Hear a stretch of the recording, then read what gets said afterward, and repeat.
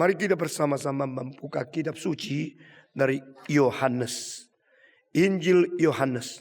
Kita membaca dari pasal 17 ayat yang ke-24 dan seterusnya.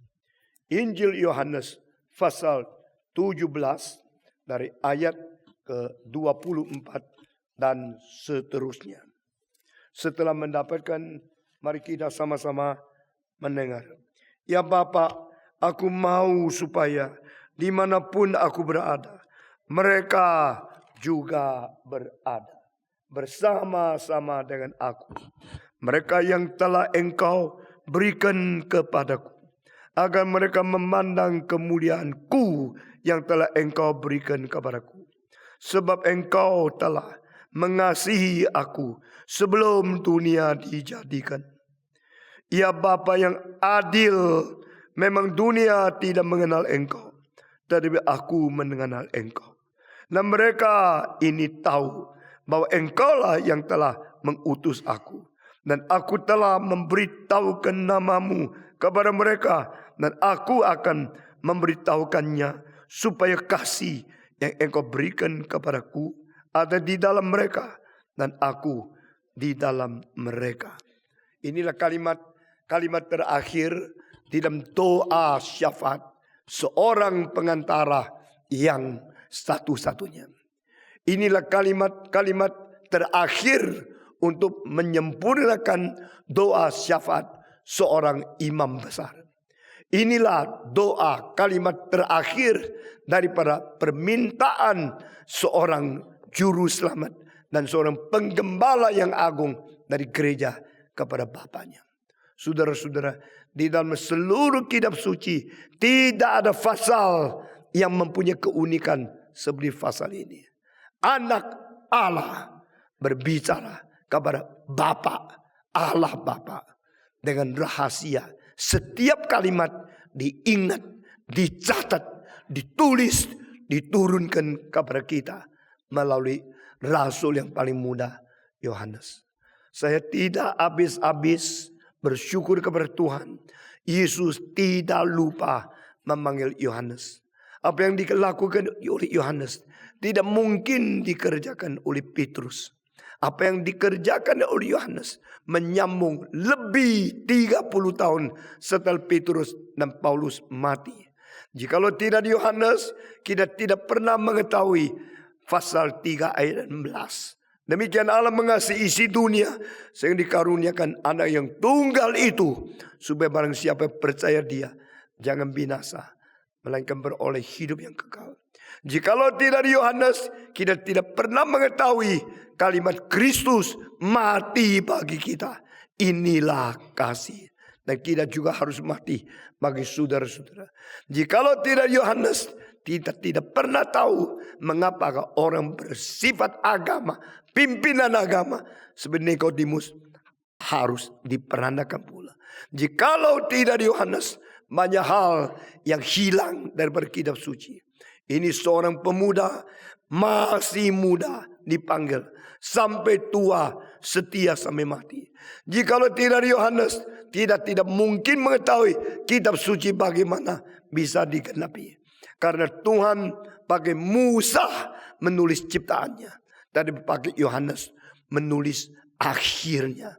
Akhir zaman, Yesus datang, dunia kiamat, semua bukan ditulis oleh Petrus, bukan ditulis oleh Paulus, tapi oleh Yohanes.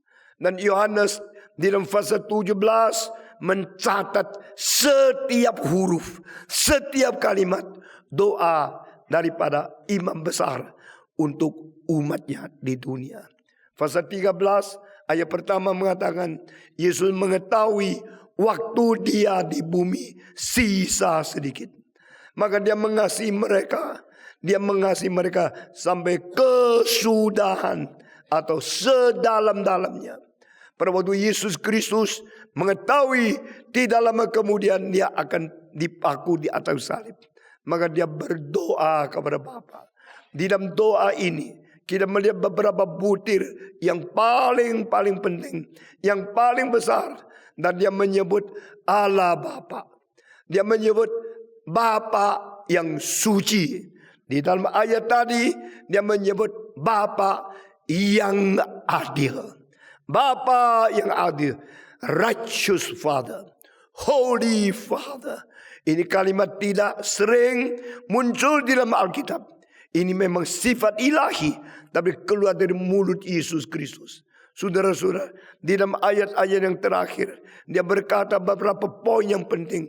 Sebelum ini dia berkata, berilah mereka kesatuan, bersatu seperti kita bersatu. Saudara-saudara, persatuan antara Allah Bapa dan Allah Anak adalah persatuan sifat ilahi yang bersifat substantial unity. Persatuan antara manusia dengan Allah adalah persatuan yang tidak bisa sama seperti Allah Bapa bersatu dengan Allah Anak.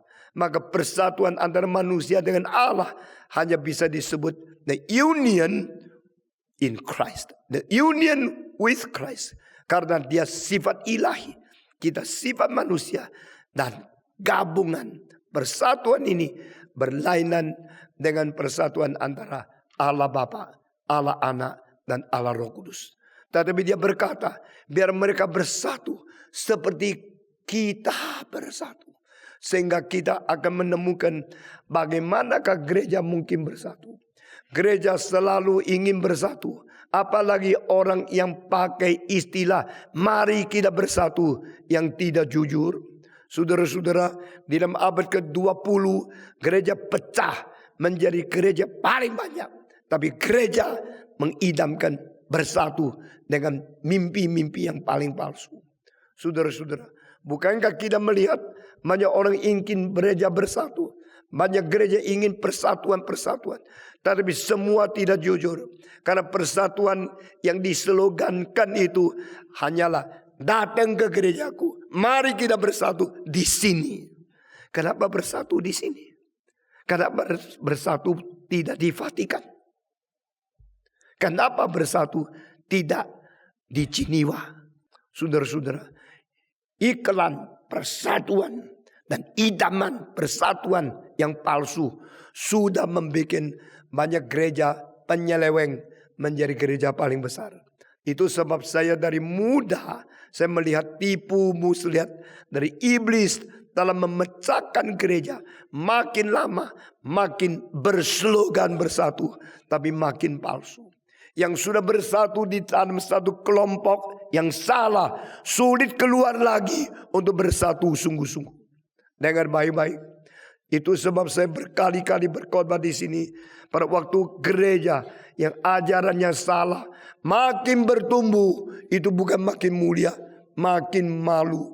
Kalau gereja yang ajarannya salah, berkembang terus, bertumbuh terus. Lalu mereka menganggap roh Tuhan menyertai mereka. Mereka mengatakan Tuhan memberkati mereka. Saya merasa sedih sekali. Karena ajarannya sudah salah. Pertumbuhan itu pertumbuhan palsu. Karena doktrinnya menyeleweng. Perkembangan menipu sendiri. Orang Tionghoa mengatakan, bagaimana kelihatan lebih gemuk? Selain sehat, selain engkau makan nutrisi, gizi yang cukup, menjadi gemuk, menjadi sehat. Ada cara kedua, yaitu pukul sendiri. Sudah bengkak, lalu menghibur diri, sudah gemuk. Saudara-saudara, kegemukan karena bengkak bukan kesehatan. Gereja yang bertumbuh-tumbuh besar sekali, puluhan ribu anggota, tapi tidak ada ajaran yang benar, itu gereja yang palsu. Itu gereja dengan pertumbuhan yang mempermalukan diri. The more you grow, the more shameful you are. Saudara-saudara, saya adalah seorang pendeta yang sangat sulit hidup di dalam pelayanan saya. Karena saya menuntut dua ini bekerja satu dengan lain. Pertama, keep the quality. Kedua, pursue the quantity. Kalau kita mau pelihara kualitas, kita selalu kehilangan kuantitas. Kalau kita mengejar kuantitas, kita selalu sulit mempertahankan kualitas. Itu sebab di dunia engkau lihat dua macam gereja. Yang besar, kacau balau doktrinnya. Yang doktrinnya benar selalu tidak besar. Saudara-saudara, because you say you have the quality and you never pursue quantity. Stephen Tong bukan begini. Ini adalah kesulitan di dalam pelayanan saya. Saya mau doktrin benar. Saya mau gereja bertumbuh. Saudara-saudara, kita bersyukur kepada Tuhan. Kita boleh mempertahankan iman yang sejati. Kita boleh meneruskan perkembangan yang stabil. Tetapi kapankah keseimbangan di antara dua ini mulai berhenti, stuck, dan mulai tidak maju lagi? Saya tidak tahu. Banyak orang takut kalau Stephen Tong mati bagaimana. Saya adalah orang hamba Tuhan yang paling memperhatikan siapa meneruskan.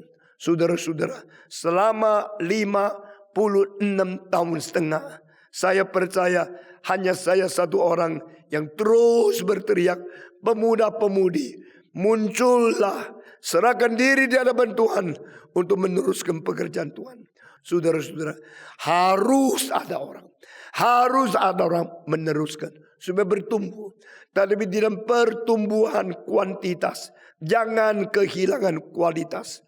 Saya sudah berkata di sini, basis apa kita boleh bersatu menurut pasal ini. 3 hal yang menjadi prinsip. Pertama, bersatu di dalam firman Tuhan. Amin. Saudara-saudara, tidak peduli engkau dari Protestan, dari Katolik, dari Metodis, dari Lutheran, dari Karismatik, dari Injili, dari Pantekosta. Kalau engkau menerima doktrin yang sesuai dengan Alkitab dan kita sama-sama percaya, sama-sama melihara, kita boleh bersatu. Bersatu bukan di gereja ini, bersatu di dalam firman Tuhan, ajaran yang benar. Kedua, bersatu di dalam nama Yesus Kristus. Orang yang mengutamakan nama, orang yang menghargai nama, orang yang mengkuduskan nama Tuhan. Menurut doa Bapa kami, akan gampang bersatu dengan orang yang mengkuduskan nama Tuhan. Ketiga, kita bersatu di dalam kemuliaan yang Allah berikan kepada anak yang tunggal ini. Maka Yesus Kristus berkata di sini, engkau memberikan mereka berada dengan saya, bersama-sama dengan aku. Mereka yang telah engkau berikan kepadaku, agar mereka memandang kemuliaanku yang telah engkau berikan kepadaku. Sebab engkau telah mengasihi aku sebelum dunia dijadikan. Saudara-saudara, Yesus Kristus yang dicintai oleh Allah Bapa berkali-kali menerima pujian. This is my beloved son.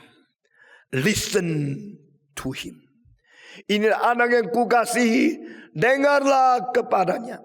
Dengarlah kepada anakku yang kukasihi. Yesus berkata, engkau sudah mengasihi aku dan engkau memuliakan aku sebelum dunia diciptakan. Beritahu kepada orang-orang yang kumiliki ini bahwa engkau sudah mengasihi aku. Kita bersyukur kepada Tuhan.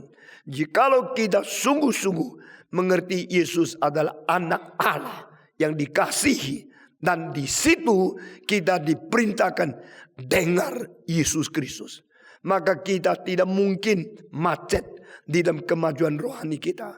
Karena Yesus akan membagikan kasih Allah kepada dia di dalam diri kita masing-masing. Sesudah itu Yesus Kristus berkata, yang Bapa yang adil, ini satu kali saja. Oh righteous Father, Bapa yang adil, memang dunia tidak mengenal engkau, tapi aku mengenal engkau, dan mereka mengetahui bahwa engkau lah yang telah mengutus aku. Saudara-saudara, salah satu tugas yang paling penting orang Kristen melayani Tuhan, yaitu membiarkan dunia melalui kita mengenal Yesus diutus oleh Allah. Saudara-saudara, pada waktu Yesus masih ada di dunia, banyak orang yang sudah klaim mereka diutus oleh Allah. Dan saudara-saudara, utusan Allah di dalam perjanjian lama ada dua macam. Satu macam malaikat, satu macam manusia. Allah mengutus, itu nama messenger of God. Nah, messengers yaitu yang diutus oleh Allah. Di surga ada utusan Allah, yaitu malaikat-malaikat.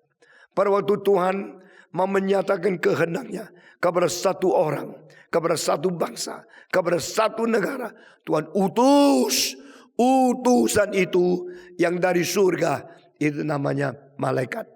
Dan di dalam perjanjian lama, the messengers of God kadang-kadang mengandung lagi satu keunikan, di messenger of God. Messengers itu plural, itu banyak. Messenger itu singular, itu hanya satu. Saudara-saudara, pada waktu yang membaca Alkitab, menemukan the messenger of God, engkau jangan gabungkan dengan the messengers of God. Messengers of God itu malaikat-malaikat yang banyak. But the messenger of God itu yang unik, yang tunggal, yaitu Yesus Kristus sebelum inkarnasi menjadi manusia. Saudara-saudara, di dalam perjanjian lama berkali-kali the messenger of God, the messenger of God yang tunggal itu muncul membuktikan Kristus pernah diutus dari surga seperti malaikat mewakili Tuhan menyatakan diri kepada manusia. Yang dilihat oleh Adam di dalam Taman Eden, yang dilihat oleh Musa di atas Gunung Horeb, yang dilihat oleh Abraham di dalam doa kepada Tuhan, yang didoakan di hadapan Tuhan, yaitu Yehova yang dengan dua malaikat yang lain datang mengunjungi Abraham. Malaikat-malaikat tiga, di antara ada satu bukan malaikat, dia adalah Yesus Kristus. Sehingga dikatakan Yehova setelah mendengarkan doa syafaat dari Abraham, bolehkah turun dari 100 menjadi 50, 50 menjadi 40, 40 menjadi 30, 20. Bagaimana jikalau di kota Sodom dan Gomora ada 10 orang benar, engkau masih menghanguskan, membinasakan kota kau ini?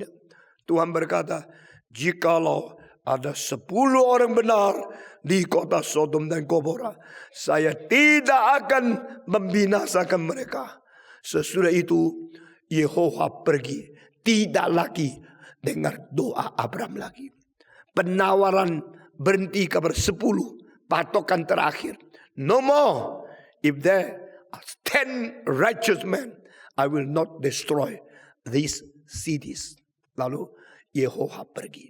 Siapa Yehova itu? The messenger of God. Itu adalah Kristus sebelum jelma menjadi manusia, pernah muncul dan memperlihatkan diri dalam bentuk manusia. Ini namanya antropomorphe, morphe theta, antropo manusia. Ini namanya theophany, berarti Allah berbentuk manusia menyatakan diri kepada Abraham, kepada Adam, kepada Musa, kepada Manoah, kepada Daud, kepada banyak orang yang begitu hebat di dalam perjanjian lama, termasuk Yesaya, termasuk Daniel dan yang lain-lain. Saudara-saudara sekalian, dan di dalam hal ini Allah menyatakan diri sebagai messenger. Ini adalah malaikat, di antaranya kadang-kadang adalah Kristus. Selain itu masih ada manusia yang diutus. Roh turun kepada Yunus dan berkata, pergi ke Niniwe. Maka dia utusan Allah. Utusan selalu terjadi. Dan di dalam perjanjian baru, utusan ini namanya bukan messengers, namanya adalah rasul. Rasul di dalam bahasa Greka apostolos, di dalam bahasa Inggris apostles. Nah, ini ada utusan Allah yang diutus oleh Allah. Di dalam perjanjian lama ada malaikat dan ada manusia. Di dalam perjanjian baru yang diutus oleh Allah, saudara-saudara, pertama Yesus Kristus. Demikian Allah mengasihi dunia sehingga dikaruniakannya Yesus diutus ke dalam dunia. Yang kedua adalah Yohanes Pembaptis. Nah saudara-saudara, satu-satunya kali di dalam kitab suci ada seorang yang dikirim dari para Allah. Dia yang bersaksi bagi terang. Dia bukan terang, tetapi dia bersaksi bagi terang. Orang itu namanya Yohanes Pembaptis. The only time sent by God to bear the witness for the light. And he himself is not that light. Yohanes Pembaptis adalah kiriman Allah, adalah utusan Allah yang bukan malaikat. Yohanes Pembaptis adalah kiriman Allah, utusan Allah yang bukan juru selamat. Nah ini unik bukan? Di dalam Alkitab cuma satu orang yang dikatakan langsung diutus dari Allah. Yesaya tidak, Musa tidak.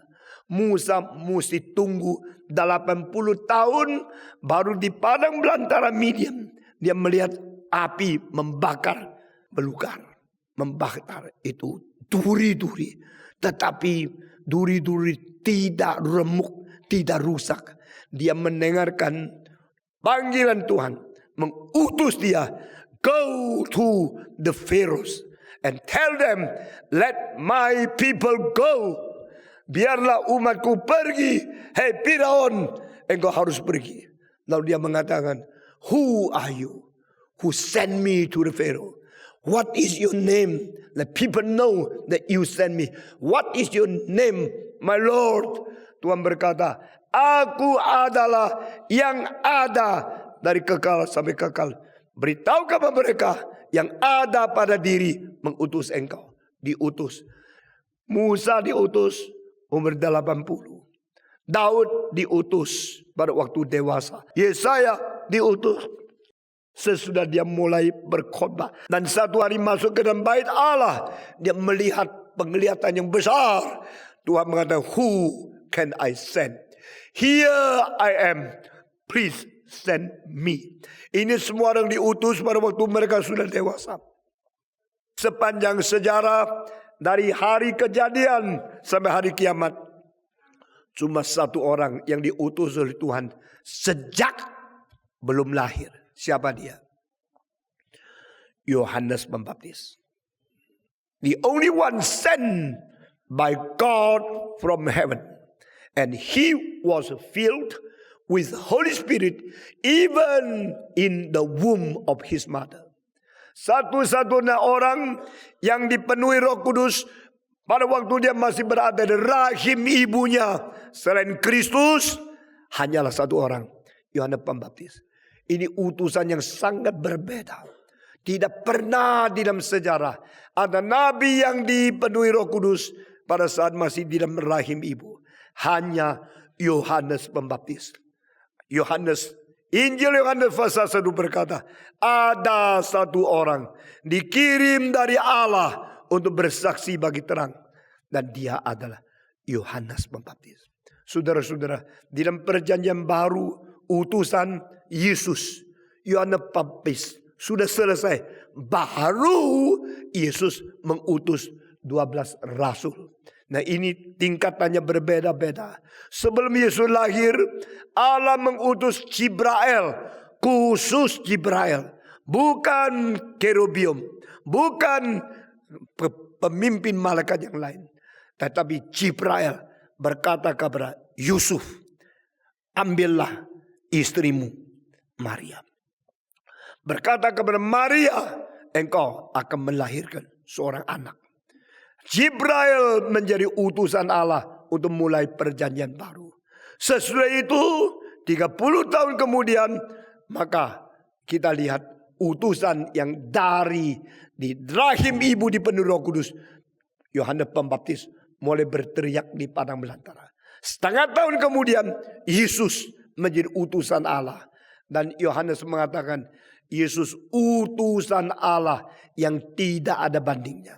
Karena Yohanes Pembaptis hanya diutus untuk bersaksi, tapi Kristus diutus untuk menyelamatkan. Yohanes Pembaptis diutus untuk memberitakan kedatangan Kristus, tapi Yesus diutuskan untuk menggenapi semua pemberita janji Tuhan di dalam seluruh perjanjian lama. Oh saudara-saudara sekalian, lalu sesudah dan sebelum, berapa banyak yang menganggap mereka diutus. Yang cilaka adalah yang tidak pernah diutus, tetapi menganggap diri diutus. Saudara tahu tidak, waktu Yesus Kristus di dunia, sudah berapa orang mengatakan mereka adalah Mesias? Kira-kira 200 orang.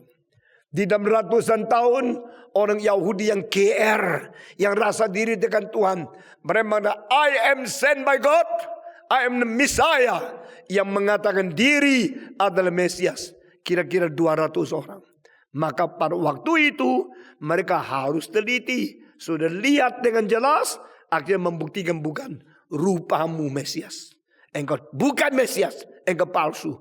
Dan Mesias yang palsu, satu persatu luntur, satu persatu pudar di dalam sejarah. Itu sebab di dalam Kisah Rasul ada kalimat, jikalau ini adalah memang palsu, tidak usah takut, dia akan hanyut sendiri, dia akan hilang sendiri. Tapi Yesus Kristus tidak pernah hilang. Dari hari dia mengumumkan dia dari Allah sampai Yesus Kristus zaman sekarang ini, seluruh dunia yang percaya kepada Yesus terus bertambah. Ribuan juta sepanjang sejarah mengaku Yesus Tuhan, Tuhan, Tuhan. Nah saudara-saudara, sekarang titik yang penting saya sekarang paparkan. The most important thing of our witness as Christians is to show Christ is truly sent by our God. Saudara-saudara, gereja yang sukses adalah gereja yang membuktikan Kristus diutus oleh Allah. Gereja yang gagal, yang gereja yang menudungi, yang mengkelabui, menutupi bukti Yesus diutus oleh Allah. Saudara-saudara, kalau orang Kristen mengatakan Kristus diutus oleh Allah, saya mau tanya, siapa yang benar? Siapa yang palsu? Siapa yang benar sah? Siapa yang imitasi? Saudara-saudara, ini menjadi pelajaran kita. Kristologi harus diutamakan. How can we prove Christ is sent by God? Legally sent from the eternal God, from the honest God, from the righteous God, to be the only Savior of human being. Di sini Yesus berkata, supaya dunia tahu bahwa engkau telah mengutus aku.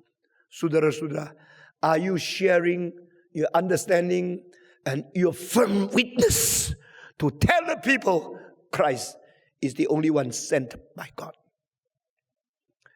Apakah gereja ini menjadi gereja yang menyatakan Kristus diutus oleh Tuhan Allah? Kalau Kristus sungguh-sungguh diutus oleh Tuhan Allah, apa buktinya? Kalau Kristus sendiri wakil Allah untuk menyatakan kemuliaan Allah, apa buktinya? You have given me the glory, you have loved me, and show that you had sent me. Ini doa-doa terakhir dari Yesus Kristus. Doa-doa yang penting sekali. Karena Tuhan Yesus berdoa ke hadapan Allah, doanya adalah supaya orang melihat nama Tuhan, supaya orang mengerti firman Tuhan, supaya orang menyaksikan kemuliaan Tuhan, supaya orang yakin utusan Tuhan.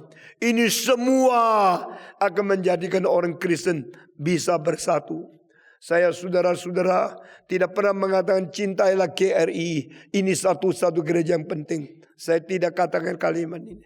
Saya belum pernah ucapkan satu kali tinggalkan gerejamu, masuk gerejaku. Itu bukan tugas saya. Saya bahkan belum pernah satu kali mengatakan masuk sekolah teologi yang saya dirikan. Ini bukan tugasku. Tugasku adalah berdoalah. Jika Tuhan pimpin engkau ingin berbakti dengan kita menyambut. Berdoalah. Jika Tuhan mau melatih engkau di sekolah teologi, kita menerima. Tetapi engkau harus berdoa kepada Tuhan. Cari kehendak Tuhan di dalam pergumulan dirimu sendiri. Finally, you will see, you will confirm, you will know God sent Jesus Christ. Saudara-saudara, Allah mengutus Kristus bukan diperdebatkan, tapi dilihat dan dibuktikan melalui apa yang dikatakan oleh Yesus Kristus. His wording, His life, His witness, and His behavior is to prove He is sent by God. Kita bersyukur kepada Tuhan. Saya mengajak semua anak muda, semua orang Kristen memperhatikan Kristus dengan teliti. Ini istilah bukan see Him, tapi behold, behold. Gaze on Him. Di dalam 1 Yohanes pasal 1 dikatakan kita pernah melihat Dia dengan mata kita sendiri. Kita pernah lihat, mendengar Dia dengan telinga kita sendiri. Kita pernah menjamah Dia dengan tangan kita sendiri. Apa artinya? Di situ melihat Dia, istilah bahasa Grekanya bukan melihat, tapi memperhatikan dengan mengamati Dia. Gaze on Him. Sudah melihat Dia, sudah mendengar Dia, sudah menjamah Dia dengan tangan sendiri, telinga sendiri, mata sendiri. Kita mengetahui Dia diutus oleh Tuhan Allah. Saudara-saudara sekalian, kalau ini menjadi satu hal yang begitu firm, begitu pasti di dalam hidupmu, engkau seumur hidup tidak akan meninggalkan Tuhan Yesus. Jadilah orang Kristen yang mengikuti Tuhan dengan tuntas dan dengan tekun setia sampai akhir. Karena apa? I know you are sent by God. Yesus berkata, ya Bapa yang adil, memang dunia tidak mengenal engkau, tapi aku mengenal engkau. Dan mereka ini tahu bahwa engkau lah yang telah mengutus aku. Dan aku telah memberitakan namamu kepada mereka. Dan aku akan memberitakannya supaya kasih yang engkau berikan kepadaku ada di dalam mereka. Dan aku di dalam engkau. Saudara-saudara, utusan Allah dan persekutuan dengan yang diutus Allah di dalam kasih yang Tuhan berikan diam diri Kristus dan juga di dalam diri kita masing-masing. Setelah kalimat-kalimat ini selesai, maka doa Yesus Kristus berhenti. Pasal 17 stop. Pasal 18 mulai ditangkap. Pasal 19 dipaku di atas kayu salib. Pasal 20 bangkit pula dari kematian. Pasal 21 mentuturkan Petrus mencintai dia dan menggembalakan dombanya. Injil Yohanes selesailah. Saudara-saudara, hari ini saya sudah berhenti di dalam pasal ke-17. Kita akan meneruskan bagaimana Yesus ditangkap dan dipaku di atas kayu salib. Saudara-saudara sekalian, seluruh pemaparan, peraturan dan sesuatu perkembangan proses dari Injil Yohanes begitu lengkap, begitu rumit. Saudara-saudara, pasal 12 bicara dengan orang Yahudi, kesempatan stop. Pasal 13 memberikan kesempatan kepada Yudas, stop. Pasal 14 sampai pasal 16 bicara kepada murid-muridnya tentang Roh Kudus, stop. Pasal 17 bicara kepada Allah Bapa, selesai itu stop. Pasal 18 ditangkap. Pasal 19 dipaku. Pasal 20 bangkit pula. Pasal 21 hari terakhir dan bagaimana memesan meneruskan gereja. Kiranya Tuhan memberkati kita. Pada waktu saya masa sudah tua, masih boleh menjelaskan Injil Yohanes yang saya sangat mengasihi. Sejak umur 17, buku pertama yang saya khotbahkan Injil Yohanes. Dan saya bersyukur kepada Tuhan, pada waktu saya tua boleh menjelaskan Yohanes satu kali lagi. Kiranya Tuhan melalui semua kalimat yang dicatat, semua huruf yang diturunkan kepada kita, menjadikan kita orang yang mencintai Tuhan, berjalan di dalam kehendak-Nya. Mari kita berdoa. Bapa di dalam surga, kami berterima kasih. Engkau adalah imam besar. Engkau adalah pengantara. Engkau adalah gembala yang agung. Engkau adalah juru selamat satu-satunya. Engkau adalah anak Allah yang mulia, yang turun dari surga. Firman menjadi daging, hidup di tengah-tengah kami, penuh dengan kebenaran dan kemuliaan Tuhan Allah. Kami bersyukur anugerah-Mu yang limpah telah diberikan kepada kami, sehingga kami boleh bersatu di dalam diri Tuhan Yesus Kristus melalui firman-Nya, melalui namanya, melalui kemuliaannya, dan di dalam cinta kasih-Nya. Kami bersyukur Engkau menjadikan kami tetap hidup di dunia, tidak melepaskan kami dari dunia, tapi melepaskan kami dari si jahat. Engkau tidak membiarkan kami jatuh, Engkau terus berdoa bagi kami. Dan Engkau mau kami memasyurkan cinta kasih Allah, memberitakan firman Allah, dan mengutamakan utusan Allah di dalam Kristus menjadi satu-satunya juru selamat di dalam dunia. Berilah roh persatuan kepada kami, bersatu di dalam nama-Mu, bersatu di dalam firman-Mu, bersatu di dalam kemuliaan-Mu, bersatu berdasarkan cinta kasih yang sudah Allah berikan di dalam diri Kristus dan di dalam diri kami masing-masing. Kami bersyukur Tuhan, berkati gereja Reform Injili Indonesia yang ada di Singapura ini. Berkati setiap anggota yang ikut kebaktian di sini. Berkati setiap aktivitas yang kami lakukan untuk memuliakan nama-Mu. Dengar doa kami, berkati kami masing-masing. Dalam nama Yesus Kristus, penebus dan juru selamat kami yang hidup, kami sudah berdoa. Amin.